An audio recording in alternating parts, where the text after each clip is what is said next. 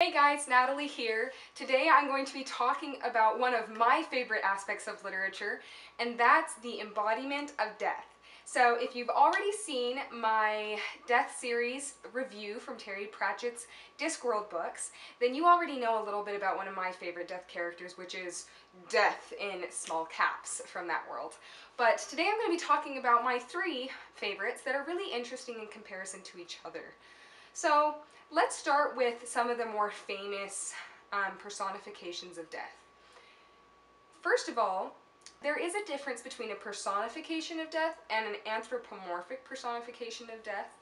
Terry Pratchett is the one that first introduced me to an anthropomorphic personification of death, and that's when it's a walking, talking, quote-unquote living, breathing figure who is death or carries out the responsibilities of death.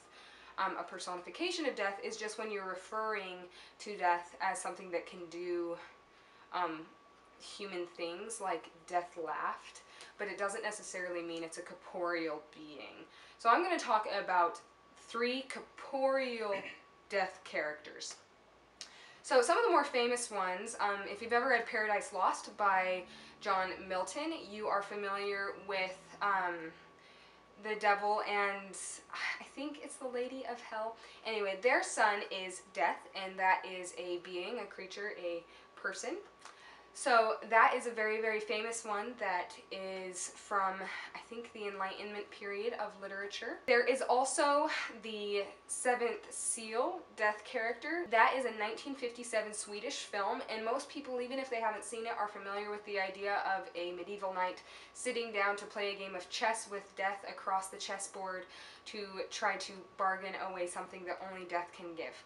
So those are some more famous ones. Now the ones I'm going to talk about are Death in Small Caps from Terry Pratchett's Discworld, Death from The Book Thief by Mark Zusak, and The Lady on the Grey, which makes an appearance in Neil Gaiman's novel The Graveyard Book. So let's start with Death from Terry Pratchett's Discworld. He is primarily a satirical commentary on humanity. Most of what Terry Pratchett writes is fantastic satire, so it's set in a fantasy realm, but it all has very close reflections on some of the problems, idiosyncrasies, and oddities of humanity itself. So Death, as you might already know from one of my previous videos, is very quirky. And in trying to mimic human life, or just life itself and what it means to live, he has a lot of interesting existential struggles that in turn commentate on some of the things that we as people find either normal, have just accepted, or overlook in our everyday life. So he is characterized as a rather stereotypical version of death. He has the scythe, he walks around in a black robe, he is a skeleton, a little bit weird, he has flaming blue orbs for eyes, and he is definitely everything you would consider to be the Halloween costume of death. He also has absolutely no sense of humor. He does not get it. Some of his oddities, though, are really, really odd. He loves cats and he loves curry. He has a white charger horse named Binky. He's very curious, and one of the fun things in the books is that he actually speaks in small caps, so you can always tell when he's talking in the book. And at one point I think it's described as a marble slab hitting a granite slab, and I just thought that was awesome. So his personality, he's inquisitive about humans, he's actually quite caring, he does get attached to people. He is very lonely, he has a hard time that he remembers a lot of things. He knows his duty though, and he does his duty. And interestingly, he's self-aware. He knows what he is. He is a personification of death, and he knows how he fits into the big picture. So that's a little bit about Terry Pratchett's death. So let's move on to Mark Zusak's death in The Book Thief, and they're very interesting in relation to each other. Death from The Book Thief is what I guess I would call a realistic representation of death, in that he forms a reciprocity, a back and forth with, and a reflection of humanity, ourselves. His characterization is as a reflective narrator. You never actually see him. When he describes himself, he specifically says, a small amount of truth. I am not a skeleton. I do not carry a scythe. I only wear a robe when it's cold, and some things that are just really interesting. They're more what we would call logical, and not necessarily frightening. But then he ends the passage by saying, if you want to know what I look like, look in a mirror. And that's suddenly kind of creepy. But I've given it a lot of thought, and I think something that could be interesting about that is not only is he the opposite of Terry Pratchett's death by being relatively normal in comparison to the Halloween costume, odd, funny, fantastic version of what we could imagine death to be, but he interestingly forms a lot of the same functions. Whereas Terry Pratchett's death is a satirical commentary on humanity, Mark Zussach's death is literally just a representation of who we are, what we will become, and more honestly, what we are capable of.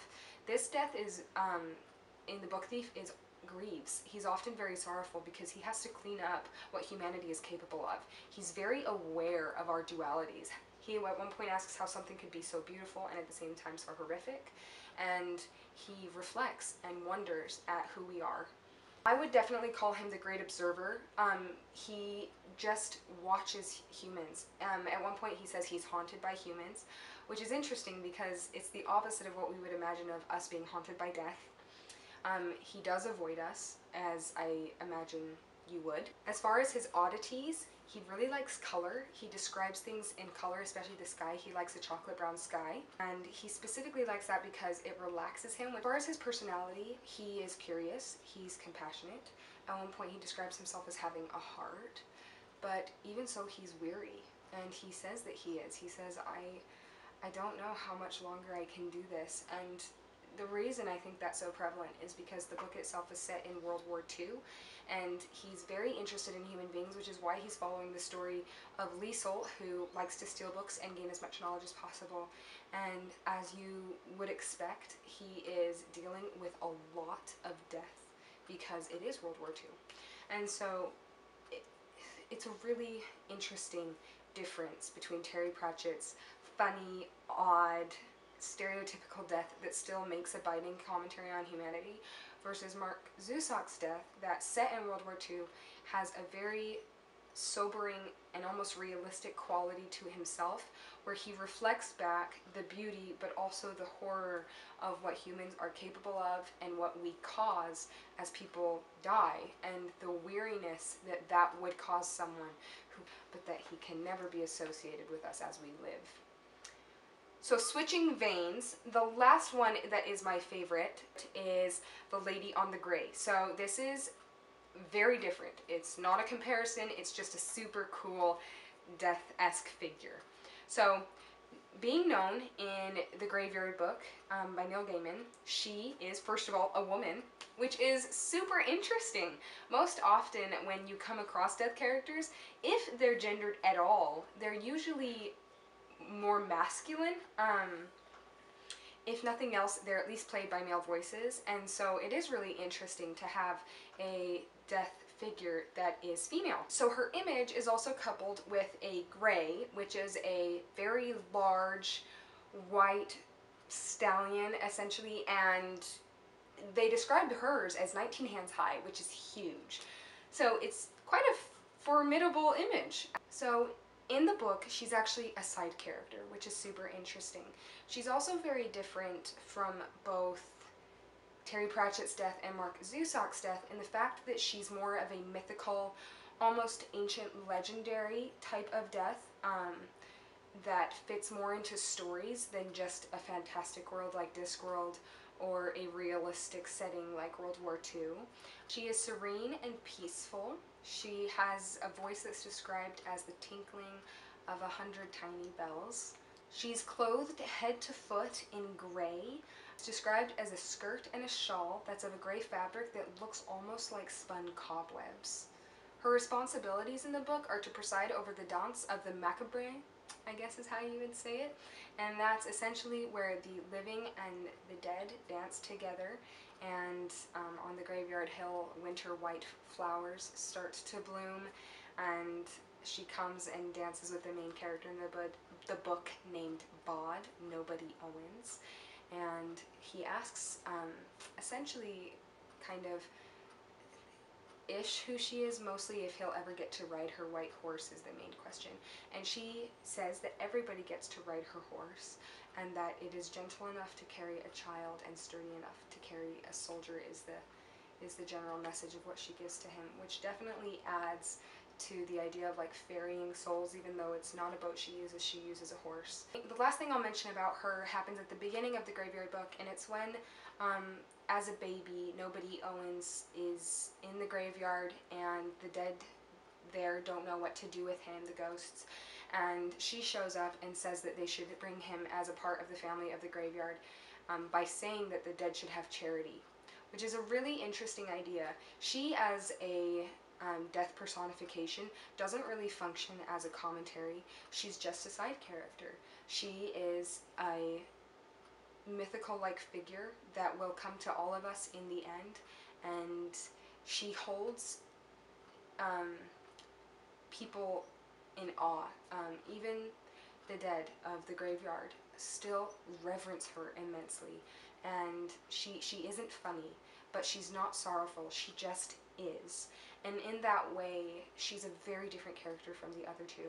And if you're interested in getting to know anything more about anthropomorphic personifications of death, I would definitely recommend all three of these. Terry Pratchett's Death in Small Caps is hilarious. He's awesome, he's quirky, but he's also super interesting. The commentaries that come out of the books that I've already referenced in my other video are awesome, and they're very thought-provoking. Whereas if you want to read The Book Thief, not only is it an amazing book that follows great characters and has a very intriguing and moving storyline, but death as a narrator is a great idea. If there's anybody who watches the end of all, it's him. And he not only is very different from Death from Terry Pratchett, but is very moving and really is the mirror to who we are and what we're capable of. And similarly, Neil Gaiman is just awesome to read any of his books, but The Graveyard Book is a very fun book that can capture adults even though it's written for children, and even though the Lady on the Grey doesn't come up that often, when she does, it is commanding, and you do pay attention to her. And I wish I knew more about her. I wish I could grasp that myth quality of hers and know really who she is, but she just is, and that in and of itself is a commentary on death. So check out Terry Pratchett, check out Neil Gaiman, The Graveyard Book, check out Mark Zusak's The Book Thief, and get to know some death characters. They're super great.